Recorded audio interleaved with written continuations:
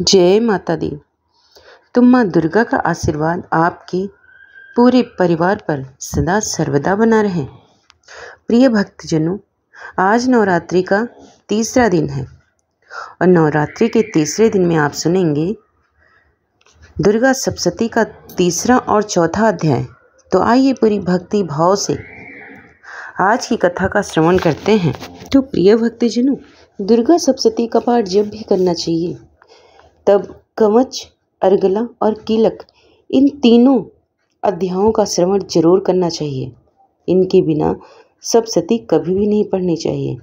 तो चलिए शुरू करते हैं। तीसरा अध्याय। जगदम्बिका के श्री अंगों की शोभा सहस्त्रों उदित होते हुए सूर्य के तुल्य है। उनकी रक्त वर्ण की साड़ी के साथ गले में मुंड माला सुशोभित हो रही है। दोनों स्तन उनके रक्त चंदन चर्चित हैं। उनके कर कमलों में जपमाला, विद्या, अभय तथा वर नामक ये 4 मुद्राएं शोभा पा रही हैं। उनके मुखमंडल त्रिनेत्रों से युक्त होकर शोभायमान हो रहे हैं। मस्तक पर रत्न जटित मुकुट के साथ ही चंद्रमा भी विराजमान है। वो स्वयं कमलासन पर आसीन है। ऐसी देवी को मैं भक्त्युचित से नमस्कार करता हूँ। ऋषि ने कहा, इस प्रकार दानवी सेना का संहार होते हुए देखकर सेनापति चिछुर क्रोधित होकर अंबिका देवी से युद्ध करने के लिए उनके सन्मुख आया। सुमेरु पर्वत के शिखर पर होने वाली मेघों की वर्षा की भांति वह दानव देवी पर अपने बाणों की वर्षा करने लगा।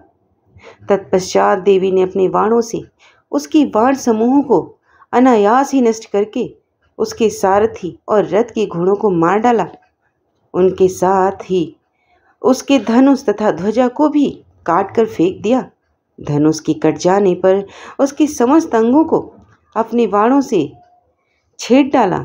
अपने धनुष, रथ, घोड़े और सारथी के नष्ट हो जाने पर से वह दानव अपनी तलवार और ढाल को लेकर देवी की ओर झपटा। उसने तेज धार वाली तलवार से सिंह के मस्तक पर आघात करके देवी की बाईं भुजा में अत्यंत वेग से प्रहार किया। राजन, देवी की बाह के स्पर्श से ही वह तलवार भग्न हो गई।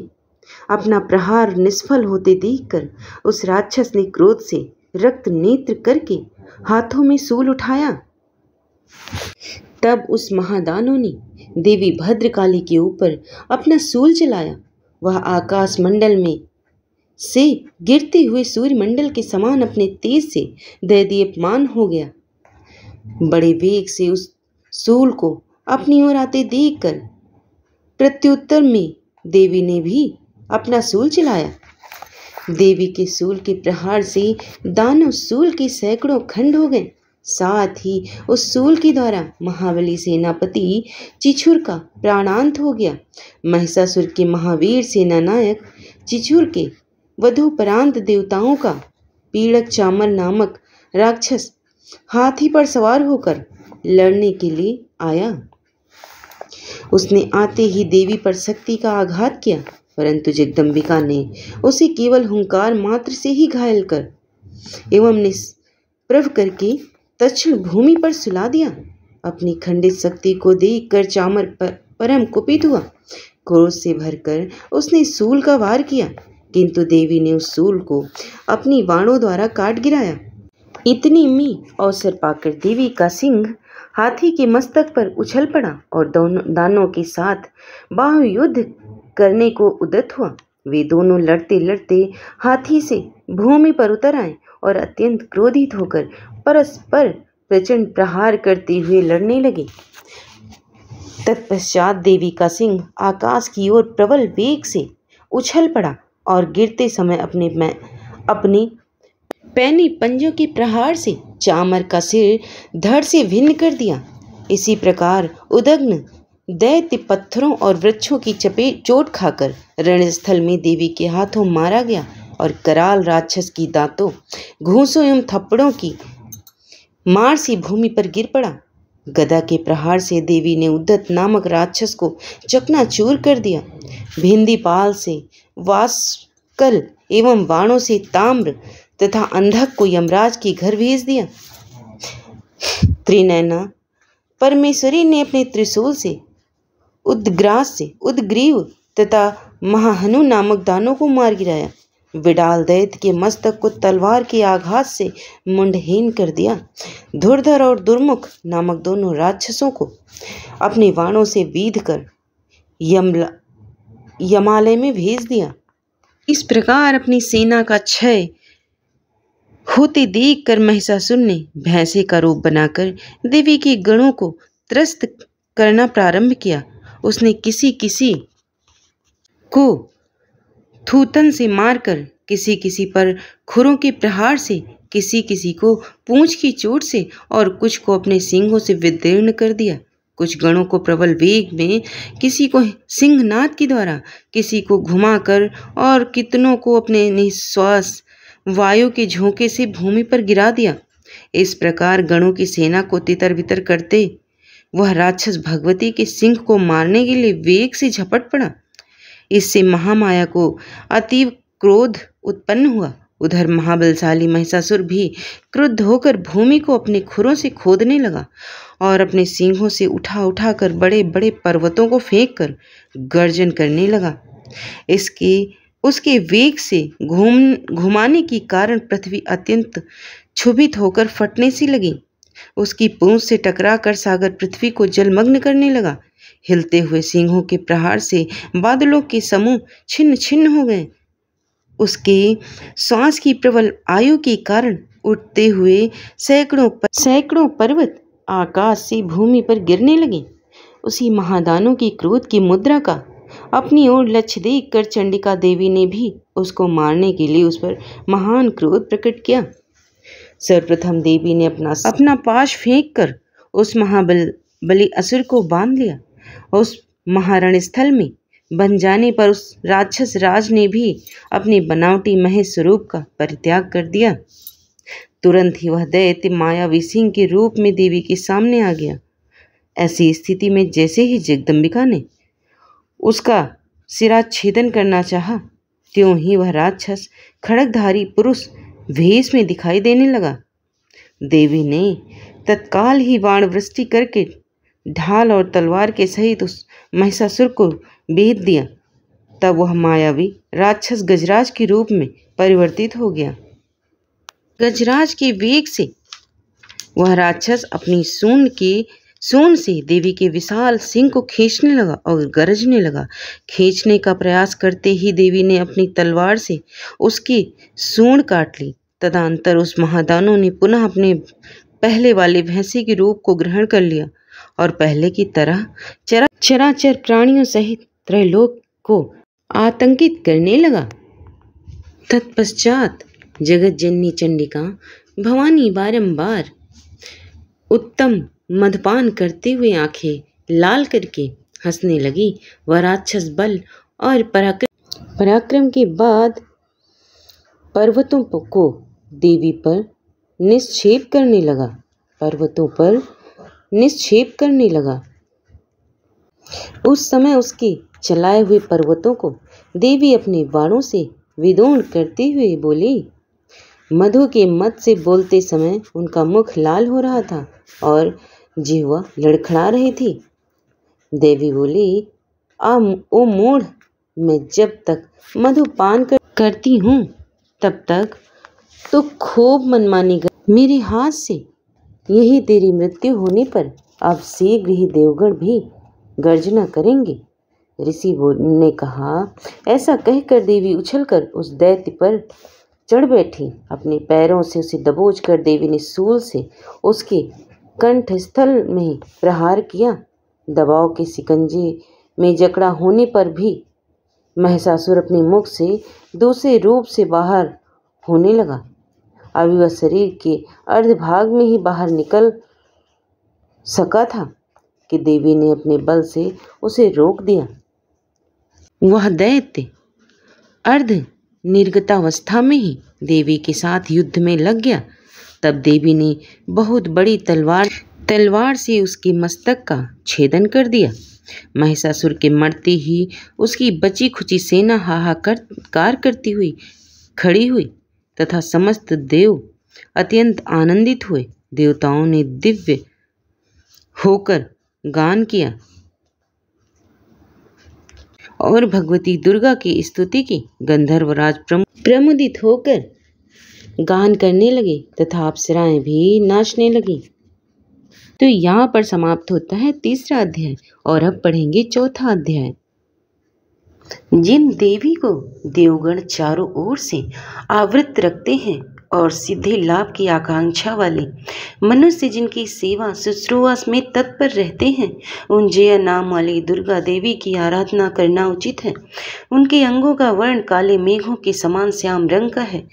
उनके कटाक्ष मात्र से ही शत्रु समूह भयाकुल हो उठता है और उनके मस्तक पर चंद्रमा की रेखा बद्ध होकर शोभायमान होती है। उनके हाथों में शंख चक्र तलवार त्रिशूल आदि शोभित हैं। वे तीनों नेत्रों वाली देवी अपने वाहन सिंह के कंधों पर सवार होकर अपने तेज से त्रैलोक्य को पूर्ण कर रही हैं। ऋषि ने कहा, अत्यंत बलशाली पापात्मा दैत्य महिषासुर तथा उनकी दानवी सेना का देवी के हाथ से संहार हो जाने पर इंद्रादि देवता नतमस्तक होकर भगवती दुर्गा देवी की स्तुति करने लगे। ऐसी समय में उनके सुंदर अंगों में प्रफुल्लता के कारण रोमांच हो रहा था। देवताओं ने कहा, आपका स्वरूप ही सब देवों की शक्ति समूह है। आपने अपनी शक्ति से संपूर्ण विश्व को व्याप्त कर रखा है।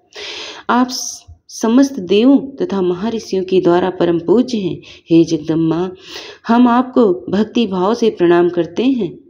आप हम लोगों का कल्याण करें। जिन देवी के अतुलनीय प्रभाव और शौर्य का वर्णन करने में भगवती शेषनाग ब्रह्मा और शिव जी भी असमर्थ हैं, वे ही भगवती चंडिका समस्त विश्व का पालन तथा अशुभकारी भय के नाश का विचार करती हैं। जो धर्मात्माओं के ग्रह में लक्ष्मी रूप में, दुरात्माओं के यहाँ निर्धनता के रूप में, विशुद्ध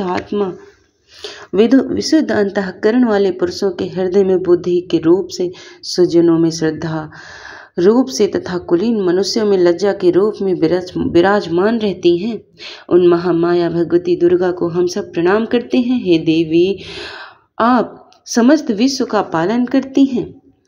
हे देवी, हम आपके इस अचिंतनीय रूप का असुरों के संहार, शौर्य तथा संपूर्ण देवदानवों के सम्मुख से उत्पन्न किए हुए अद्भुत चरित्र का वर्णन नहीं कर सकते।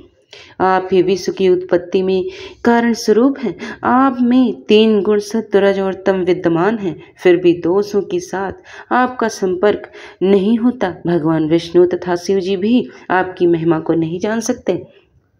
यह चराचर विश्व आपका अंश है।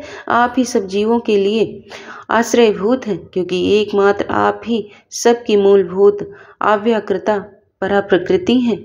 हे देवी, जिसके आचरण से सभी यज्ञों में देवताओं की दृष्टि होती है, वह स्वाहा आप ही हैं। इसके अतिरिक्त आप पितरों को भी तृप्ति प्रदान करती हैं।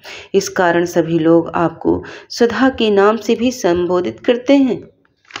हे देवी, आप ही पराविद्या हैं, जिसकी मोक्ष की प्राप्ति अचिंत्य महाव्रत स्वरूपता समस्त देशों में से हीनता, जितेंद्रियता, तुत्व की सारता होती है और सभी मुनिजन जिनके लिए निरंतर अभ्यासशील रहते हैं।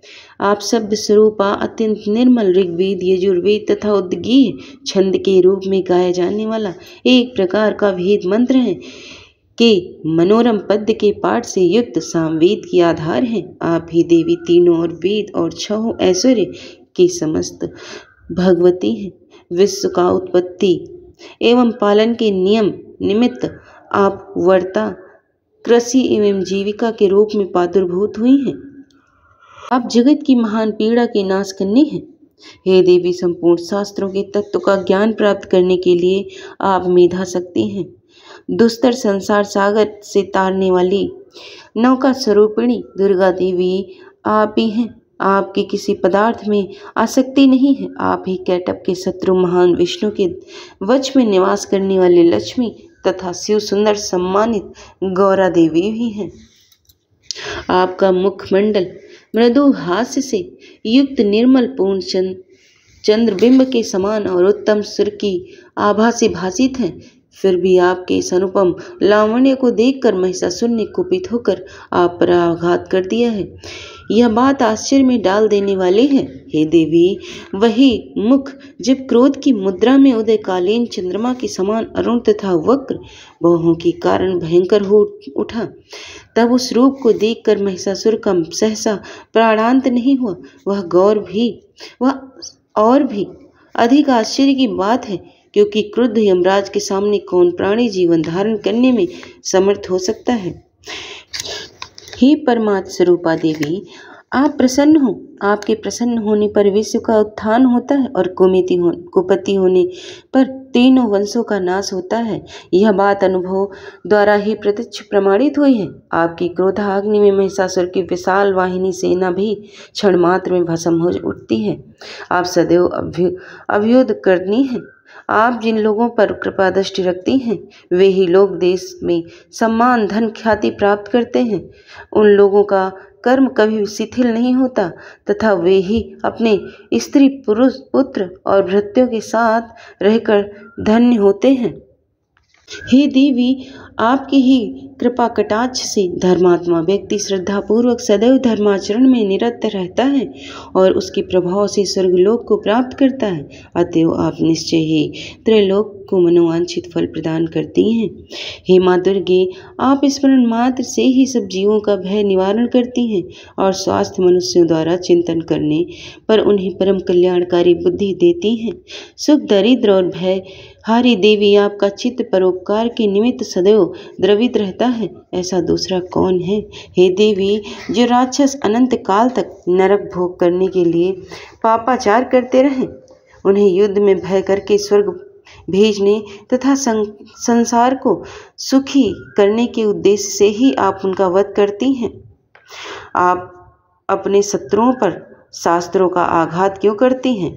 आप केवल अपने दृष्टिपात से ही संपूर्ण दैत्य समूह को भस्म कर सकती हैं, तो भी आप ऐसा ना करके युद्ध स्थल में उनका संहार करती हैं। इस बात में भी कुछ रहस्य जान पड़ता है। वह यह है कि मेरा शस्त्रों के प्रहार से पवित्र होकर सब स्वर्गपुरी में जाएं। इस प्रकार उन्हें प्रति भी आपके उत्तम विचार होते हैं। खड़ग की तेजो राशि की भयंकर दीप्ति तथा आपके त्रिशूल के अग्रभाग की घनीभूत कांति से चकाचौंध होने पर भी असुरों की आंखें नष्ट नहीं हुई, क्योंकि वे सब मनोरम किरणों से युक्त आनंद प्रदान करने वाले आपके मुखचंद्र का दर्शन कर रहे थे। हे देवी, आपको शील दुरात्माओं के व्यवहार का निवारक है। आपका रूप अचिंतनीय तथा तुलनीय है। आपका पराक्रम देवताओं के विजेता, दैत्यों का नाशक है। इस प्रकार आपने अपने शत्रुओं पर सदैव दया ही दर्शाई है। हे वरदात्री देवी, आपके शौर्य की तुलना कभी भी नहीं हो सकती। शत्रुओं को त्रस्त करने वाला एक अत्यंत मनोहारी रूप अत्यंत अन्य दिखाई पड़ सकता है। हृदय में दयालुता और युद्ध में निर्दयता, ये दोनों बातें एक साथ होने का भाव त्रैलोक में आपके सिवा और किसी में नहीं है। हे अम्बे, अपने शत्रुओं पर वध करके उन्हें अमर पद दिलाया है। उनसे प्राप्त होने वाले भय को हम लोगों से दूर किया है। हमारा आपको नमस्कार है। हे देवी, आप शूल के द्वारा हमारा रक्षण करें। हे अंबिके, आप अपने खड़ग, घंटा ध्वनि और धनुष की टंकार से हमारी रक्षा कीजिए। हे चंडिके, आप हमारी पूर्व, पश्चिम, दक्षिण तथा उत्तर में अपने त्रिशूल को घुमाकर हमारा परित्राण करें। आपके जो परम सुंदर एवं अत्यंत भीषण रूप त्रिभुवन में विचरण करते हैं, उनके द्वारा आप हमारी तथा भूतल की रक्षा करें। हे अंबिके, आपके कर कमलों में सुशोभित होने वाले खड़ग, शूल, गदा आदि जो भी अस्त्र शस्त्र हों, उन सभी द्वारा आप हम लोगों का रक्षण करें।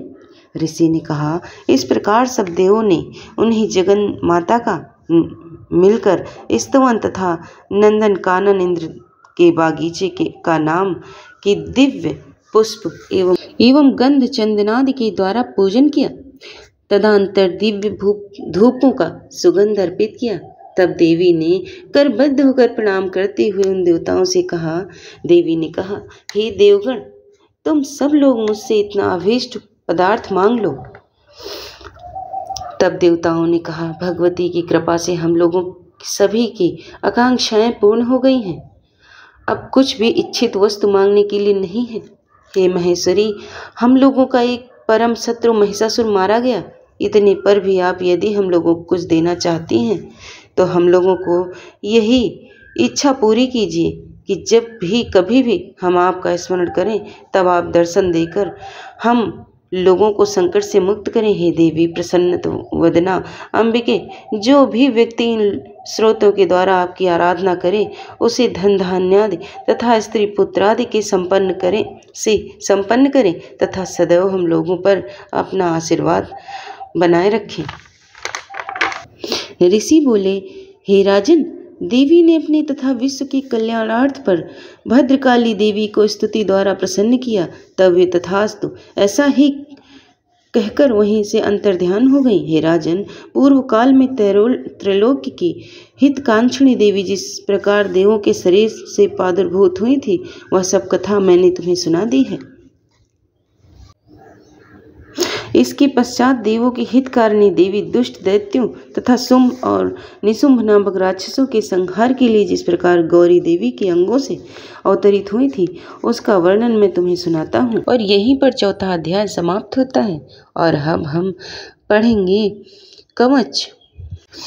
तो मार्कंडे जी ने कहा, हे पितामह, जो साधन संसार में अत्यंत गोपनीय है, जिससे मनुष्य मात्र की रक्षा होती है तथा आपने अब तक जिसे किसी से भी प्रकट नहीं किया है वह साधन मुझे बताइए।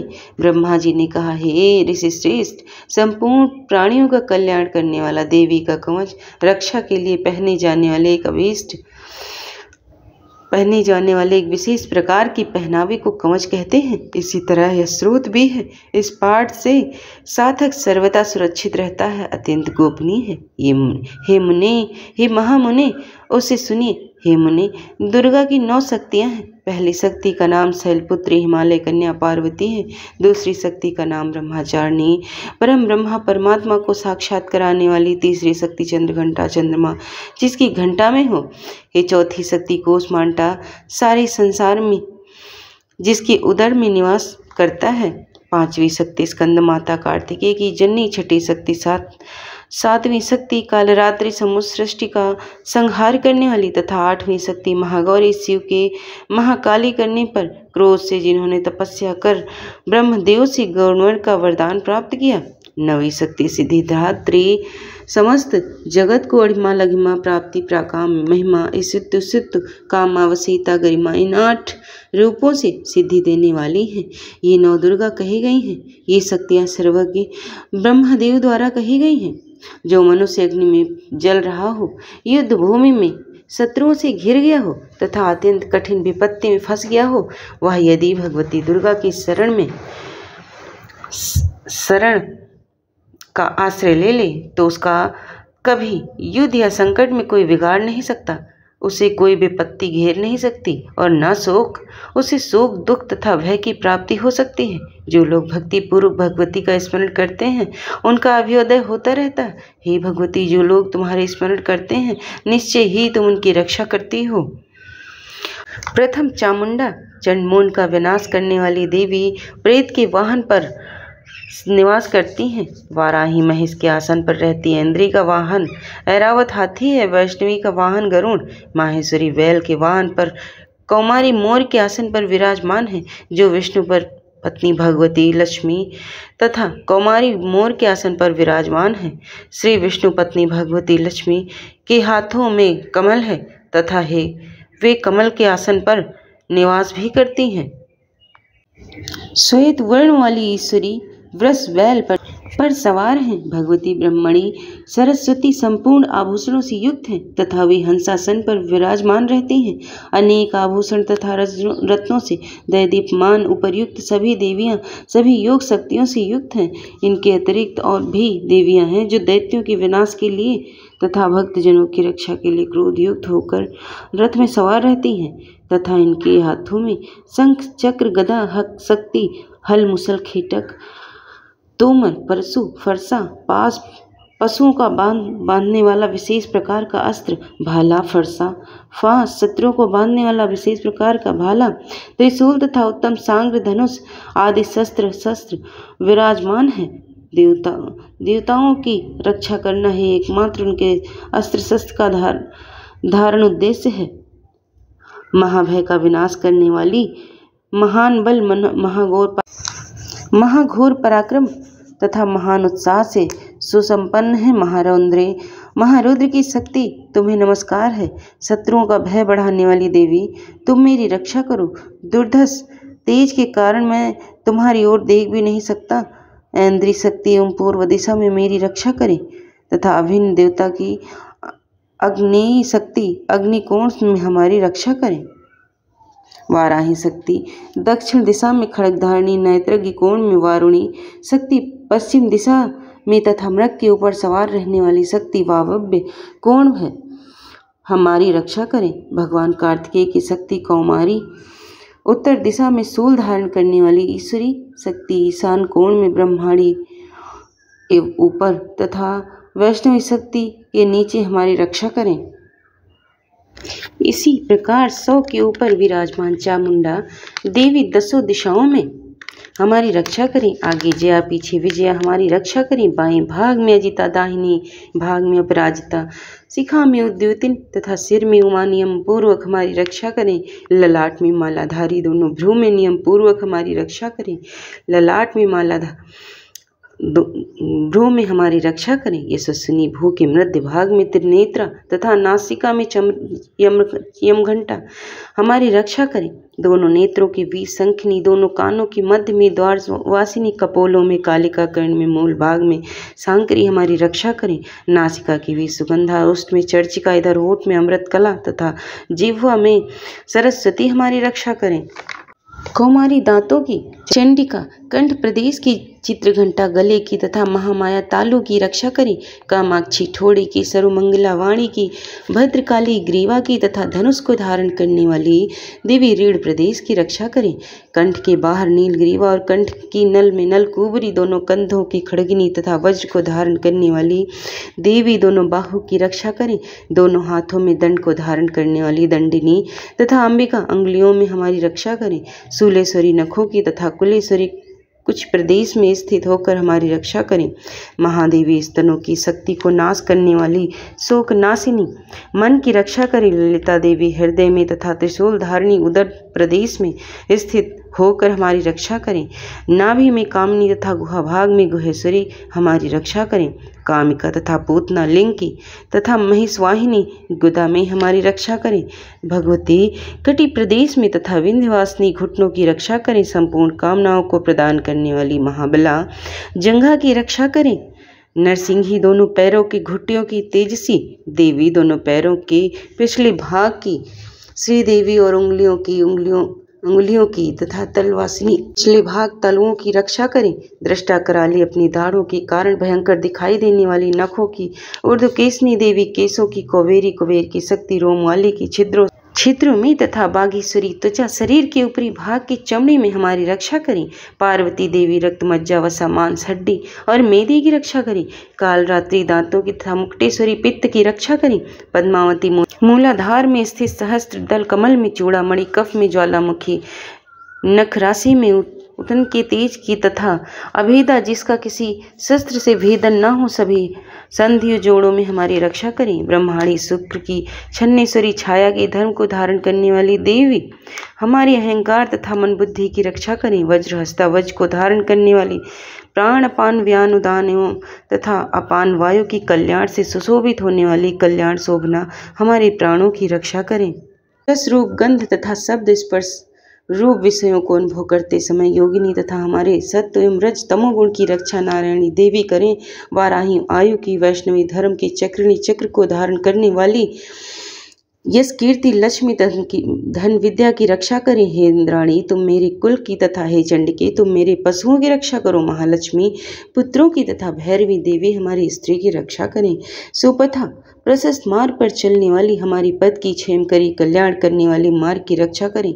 राजद्वार राज दरबार में महालक्ष्मी तथा सब कुछ और व्याप्त रहने वाले विजय अभयों से हमारी रक्षा करें। हे देवी, इस कवच में जिस किसी स्थान की रक्षा नहीं कही गई है, उस आरक्षित स्थान में हमारी तुम्हारे कवच के जिस स्थान में रक्षा नहीं कही गई, उस आरक्षित स्थान में तुम्हारी शक्ति पाप को नाश करने वाली जयंती देवी हमारी रक्षा करें। यदि मनुष्य अपना कल्याण चाहे तो कवच के पाठ के बिना एक पग भी यात्रा न करे, क्योंकि कवच का पाठ करके चलने वाला मनुष्य जिस स्थान पर जाता है उसे वहाँ धन लाभ और संपूर्ण कामना में विजय की प्राप्ति होती है। वह पुरुष जिस अभीष्ट वस्तु को पाना चाहता है वह वस्तु से निश्चय ही प्राप्त होती है। कवच का पाठ करने वाला इस पृथ्वी पर अतुल ऐश्वर्य प्राप्त करता है। वह किसी भी से नहीं डरता, युद्ध में उसे कोई हरा भी नहीं सकता। तीनों लोकों में उसकी पूजा होती है। हे देवी, यह कवच देवताओं के लिए भी दुर्लभ है। जो लोग तीनों संध्याओं में श्रद्धापूर्वक इस कवच का पाठ करते हैं उन्हें देवी कला की प्राप्ति होती है। तीनों लोकों में कोई जीत नहीं सकता। उस पुरुष की अपमृत्यु अकाल मृत्यु नहीं होती, वह 100 से अधिक वर्षों तक जीवित रहता है। इस कवच का पाठ करने से तिलुतर, सिर में होने वाला खाज का रोग, मकड़ी, विस्फोटक, चेचक आदि सभी रोग नष्ट हो जाते हैं। स्थावर विष, कनीर, भांग, अफीम में रहने वाला जंगम विष, सांप, बिच्छू उत्पन्न कृत्रिम विष, अफीम, तेल आदि के सहयोग से उत्पन्न ये सभी प्रकार के विष नष्ट हो जाते हैं। मारण, मोहन तथा उच्चाटन आदि सभी प्रकार के किए गए व्यभिचार, मंत्र यंत्र पृथ्वी पर आकाश में विचरण करने वाले ग्राम देवता आदि, जल में उत्पन्न होने वाले तथा उपदेश से सिद्ध होने वाले क्षुद्र देवता आदि कवच के पाठ करने वाले मनुष्य को देखते ही विनष्ट हो जाते हैं। जन्म के साथ उत्पन्न वाले ग्राम देवता, कुलक्रम में उत्पन्न होने वाले कुल देवता, कंठमाला, डाकिनी, शाकिनी, अंतरिक्ष में विचरण करने वाली अत्यंत भयानक बलवान डाकिनियाँ, ग्रहभूत, पिशाच, यक्ष, गंधर्व, राक्षस, ब्रह्मा, राक्षस, वेताल, कूष्मांड तथा भयानक भैरव आदि सभी अनिष्ट करने वाले जीव विशेष कवच का पाठ करने वाले पुरुष को देखते ही विनष्ट हो जाते हैं। कवचधारी पुरुष का राजा के द्वारा सम्मान की प्राप्ति होती है। यह कवच मनुष्य के तेज की वृद्धि करने वाला है। कवच का पाठ करने वाला पुरुष इस पृथ्वी को अपनी कीर्ति से सुशोभित करता है और अपनी कीर्ति के साथ वह नित्य अभ्युदय को प्राप्त करता है। जो कवच का पाठ कर सप्तशती का पाठ करते उसके पुत्र पौत्रादि संतति पृथ्वी पर जब तक विद्यमान रहते हैं तब तक पहाड़, वन, कानन और कानन से युक्त वह पृथ्वी टिकी हुई है। कवच का पाठ करने वाला मनुष्य मरने के बाद महामाया की कृपा से देवताओं के लिए जो अत्यंत दुर्लभ स्थान उसे प्राप्त कर लेता है। उत्तम रूप प्राप्त कर शिव जी के साथ आनंद पूर्वक निवास करता है। और अब हम पढ़ेंगे अगला स्रोत। मार्कंडेय जी ने कहा, जिस जगदम्बिका के नाम जयंती सबकी अपेक्षा अत्यधिक उत्कर्ष वाली मंगला काली, भद्रकाली, कपालिनी, कुंडमाला को धारण करने वाली दुर्गा, क्षमा शिवा धात्री, सबको धारण करने वाली स्वाहा, यज्ञ को स्वीकार कर देवताओं का पोषण करने वाली तथा सदा पितरों के श्राद्ध तर्पणादि को स्वीकार कर पोषण करने वाली मैं उस भगवती को हम नमस्कार करते हैं। हे चामुंडे, चंड मुंड का विनाश करने वाली तुम्हारी जय हो। प्राणियों का संताप हरने वाली हे देवी तुम्हारी जय हो। सब में व्याप्त रहने वाली हे देवी तुम्हारी जय हो। संहार रूप से संसार का विनाश करने वाली हे काल रात्रि तुम्हारी जय हो। मधु तथा कैटप का विदारण करने वाली हे ब्रह्मदेव को वरदान देने वाली हे देवी तुम्हारी जय हो। हे भगवती, तुम मुझे रूप दो, जय दो, यश दो तथा हमारे शत्रुओं का विनाश करो। महिषासुर का विनाश कर भक्तों को सुख देने वाली देवी तुम्हें नमस्कार है। तुम मुझे रूप दो, जय दो, यश दो तथा हमारे शत्रुओं का विनाश करो। रक्तबीज का वध करने वाली तथा चंडमुंड का विनाश करने वाली हे देवी तुम मुझे रूप दो, जय दो, यश दो तथा हमारे शत्रुओं का विनाश करो। शुंभ तथा निशुंभ और धूमराज का मर्दन करने वाली हे देवी तुम मुझे रूप दो, जय दो, यश दो तथा हमारे शत्रुओं का विनाश करो। वंदनीय चरणों वाली संपूर्ण सौभाग्य को प्रदान करने वाली हे देवी तुम मुझे रूप दो, जय दो, यश दो तथा मेरे शत्रुओं का विनाश करो। अचिंत्य रूप तथा अचिंत्य चरित्र वाली शत्रुओं का विनाश करने वाली हे देवी तुम मुझे रूप दो, जय दो, यश दो तथा मेरे शत्रुओं का विनाश करो। हे पापों का नाश करने वाली चंडिके जो लोग भक्ति पूर्वक तुम्हें नमस्कार करते हैं उन्हें तुम रूप दो, जय दो, यश दो तथा उनके शत्रुओं का विनाश करो। व्याधियों का विनाश करने वाली हे चंडी के देवी, जो लोग भक्ति पूर्वक तुम्हारी स्तुति करते हैं तुम उन्हें रूप दो, जय दो, यश दो तथा उनके शत्रुओं का विनाश करो। हे चंडिके, जो लोग भक्ति पूर्वक तुम्हारी पूजा करते हैं तुम उन्हें रूप दो, जय दो, यश दो तथा उनके शत्रुओं का विनाश करो। हे भगवती, तुम मुझे सौभाग्य तथा आरोग्य दो, मुझे अत्यंत सुख प्रदान करो, मुझे रूप दो, जय दो, यश दो तथा हमारे शत्रुओं का विनाश करो। हे देवी, मेरे शत्रुओं का नाश करो, मुझे बल दो, तुम मुझे रूप दो, जय दो, यश दो तथा हमारे शत्रुओं का संग। हे देवी, मेरा कल्याण करो, मुझे विपुल संपत्ति दो, मुझे रूप दो, जय दो, यश दो तथा हमारे शत्रुओं का विनाश करो। हे भगवती, देवताओं तथा असुरों के शिरोरत्न के समान से तुम्हारे चरण घिसते रहते हैं, अतः हे अंबिके, तुम मुझे रूप दो, जय दो, यश दो तथा हमारे शत्रुओं का विनाश करो। हे भगवती, तुम अपने भक्तों का विद्वान, यशस्वी तथा लक्ष्मीवान बनाओ, तुम मुझे रूप दो, जय दो, यश दो तथा हमारे शत्रुओं का विनाश करो। बड़े बड़े उदत देवताओं दैत्यों की घमंड को चूर करने वाली हे चंडिके, तुम मुझे शरणागत को तुम रूप दो, जय दो, यश दो तथा हमारे शत्रुओं का विनाश करो। माते, चार भुजाओं वाली ब्रह्मदेव से स्तुत की जाने वाली हे परमेश्वरी, तुम मुझे रूप दो, जय दो, यश दो तथा हमारे शत्रुओं का विनाश करो। हे भगवती, भगवान विष्णु नित्य निरंतर तुम्हारी स्तुति करते रहते हैं, तुम मुझे रूप दो, जय दो, यश दो तथा हमारे शत्रुओं का विनाश करो। भगवान सदाशिव से स्तुति की जाने वाली हे परमेश्वरी, तुम मुझे रूप दो, जय दो, यश दो तथा हमारे शत्रुओं का विनाश करो। इंद्र के द्वारा शुद्ध भावना से पूजी जाने वाली हे देवी, तुम मुझे रूप दो, जय दो, यश दो तथा हमारे शत्रुओं का विनाश करो।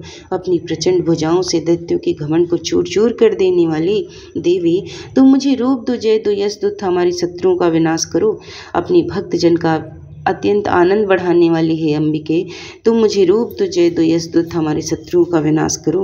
और हे भगवती, हमारी इच्छा के अनुकूल चलने वाली सुंदर पत्नी मुझे प्रदान करो, जो तुम उत्तम कुल में उत्पन्न हुई हो तथा संसार रूपी सागर से पार करने वाली हो। पर अगला स्रोत समाप्त होता है और अब पढ़ेंगे कीलक। मार्कंडे जी ने कहा, जिन भगवान शंकर का विशुद्ध ज्ञान ही शरीर है, तीनों वेद ही जिनके तीन नेत्र हैं, जो द्वितीया के चंद्रमा को मस्तक में धारण किए हुए हैं तथा समस्त कल्याण के हेमभूत हैं, मैं उन शंकर को नमस्कार करता हूँ। सप्तशती के पाठ करने वाले को यह कीलक सप्तशती मंत्रों का अंग ही जानना चाहिए, अतः जो दुर्गा सप्तशती के साथ इस कीलक का पाठ करते हैं उनका सदैव कल्याण होता है। जो लोग कीलक के साथ दुर्गा सप्तशती के स्रोतों से भगवती की स्तुति करते हैं उनकी उच्चाटन आदि सभी क्रियाएं सिद्ध हो जाती हैं, उन्हें दुर्लभ वस्तुओं की प्राप्ति होती है तथा भगवती की सिद्धि भी हो जाती है। कीलक पूर्वक सप्तशती का पाठ करने वाले पुरुष को किसी मंत्र अथवा औषधि की आवश्यकता नहीं होती, उनके द्वारा किए गए समस्त उच्चाटन आदि प्रयोग बिना जप के ही सिद्ध हो जाते हैं। अन्य मंत्रों के जपादि से भी यदि अभीष्ट वस्तुओं की प्राप्ति हो जाती है और दुर्गा सप्तशती के पाठ से भी मनोरथ की सिद्धि हो जाती है, तो दोनों में कौन सा श्रेष्ठ है? लोगों की शंका को सामने रखकर भगवान शंकर ने यही निर्णय किया कि दुर्गा सप्तशती स्रोत ही सबसे बढ़कर है। दुर्गा सप्तशती का यथावत पाठ करने वाले पुरुष के पुण्य की समाप्ति नहीं होती। यह देखकर भगवान शंकर ने दुर्गा सप्तशती के सूत्र को गुप्त कर दिया। जो कृष्ण पक्ष की चतुर्दशी या अष्टमी को सम्माहित एकाग्रचित्त होकर दुर्गा सप्तशती का पाठ करते हैं वे निश्चय ही कल्याण की भागी होते हैं, इसमें संदेह नहीं है। हे भगवती, जो अपनी समस्त संपत्ति समाप्त कर दास रूप में पुनः उस संपत्ति का उपयोग करता है, भगवती उसके ऊपर निश्चय ही प्रसन्न होती हैं, अन्यथा प्रसन्न नहीं होती। श्री महादेवी ने इसी प्रकार की प्रतिबद्धक कील से कृष्ण पक्ष की अष्टमी और चतुर्दशी को भगवती की प्रीति के लिए सारी संपत्ति समाप्त कर पुनः भगवती की आज्ञा से उसका सदुपयोग करना सप्तशती के फल को कीलित कर दिया। जो लोग इस प्रकार के कीलक को निष्कील करके नित्य ही दुर्गा सप्तशती का पाठ करते हैं वो सिद्ध हो जाते हैं। देवी का पार्षद पास में रहने वाला तथा गंधर्व उत्तम गायकों की एक विशेष देवजाति होते हैं। सर्वत्र विचरते रहने पर भी उन्हें कभी कोई भय नहीं रहता, उनकी अपमृत्यु नहीं होती और वे मर जाने के मोक्ष को प्राप्त करते हैं। वे मर जाने पर मोक्ष की प्राप्ति करते हैं। इस कीलक को जानकर भी उसका परिहार एवं दुर्गा सप्तशती का पाठ का करना को करना चाहिए। यदि कोई कीलक को ना जानकर दुर्गा सप्तशती का पाठ करता है तो उसका विनाश हो जाता है। अतः कीलक फल का विघ्न तथा निष्कीलन दुर्गा सप्तशती के फल के विघ्न का वारण करने की प्रक्रिया को जानकर ही दुर्गा सप्तशती का पाठ करना चाहिए। स्त्रियों में सौभाग्य, संतति तथा स्थिर लक्ष्मी आदि कुछ भी दिखाई पड़ता है वह भगवती की प्रसन्नता का ही फल है। भगवती को प्रसन्न करने के लिए इस स्रोत का पाठ अवश्य करना चाहिए। इस स्रोत का मंद स्वर में उच्चारण पाठ करने से स्वल्प संपत्ति की प्राप्ति होती है, किंतु उच्च स्वर से पाठ करने पर तो संपूर्ण फल की प्राप्ति होती है। अतः उच्च स्वर से ही इसका पाठ करना चाहिए। जिस भगवती की प्रसन्नता से मनुष्य को ऐश्वर्य, सौभाग्य, आरोग्य, श्रेष्ठ संपत्ति, शत्रुनाश तथा मोक्ष की प्राप्ति होती है, उस जगदम्बा की स्तुति मनुष्य क्यों नहीं करते। और यहीं पर कीलक समाप्त होता है। और अब हम पढ़ेंगे क्षमा याचना। हे जगदम्बिके, मेरी द्वारा किए गए पाठ में जहाँ कहीं मात्राओं की त्रुटि, विसर्ग, अनुस्वार के उच्चारण में कमी रह गई हो तो इन समस्त त्रुटियों को आप क्षमा करके मेरे किए गए संकल्पों को पूर्ण करने की कृपा प्रदान करें। हे परमेश्वरी, मेरी द्वारा रात दिन सहस्त्रों अपराध होते रहते हैं। यह मेरा दास है ऐसा समझकर मेरे उन अपराधों को आप कृपा पूर्वक क्षमा करें। हे परमेश्वरी, मैं आवाहन नहीं जानता, विसर्जन तथा मुझे पूजा करने की विधि भी नहीं जानता, अतएव मुझे क्षमा करो। हे परमेश्वरी, हे सुरेश्वरी, मैंने जो मंत्रहीन, क्रियाहीन, भक्तिहीन आपकी पूजा की है वह सब आपकी कृपा से पूर्ण हो जावे। सैकड़ों अपराध करके जो भी आपकी शरण में आकर जगदम्ब कहकर पुकारता है उसे वह गति प्राप्त होती है जो ब्रह्मादि देवताओं के लिए भी सुलभ नहीं है। जगदम्बिके, मैं अपराधी हूँ किंतु आपकी शरण में हूँ माता।